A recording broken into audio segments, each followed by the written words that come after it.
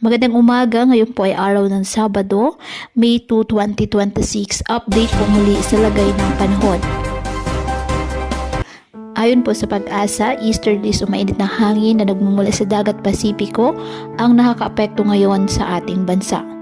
Wala po tayong minomonitor na anumang bagyo o low pressure area sa loob po at labas ng Philippine Area of Responsibility na maaaring makaapekto sa ating bansa. Kaya ngayong araw, ang Mindanao at Palawan, asahan ang maulap na kalangitan na may kalat-kalat na mga pag-ulan at thunderstorms dulot po ng nasabing easterlies. Ang Metro Manila naman at ang nalalabing bahagi ng ating bansa, asahan pa rin po ang mainit at malinsangang panahon. Posible pa rin po ang bagyang maulap hanggang sa maulap na kalangitan with isolated rain showers or thunderstorms. Dulot pa rin po yan ng nasabing weather system.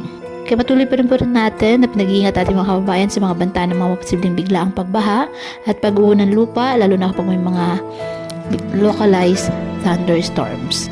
Mag-ingat po and God bless.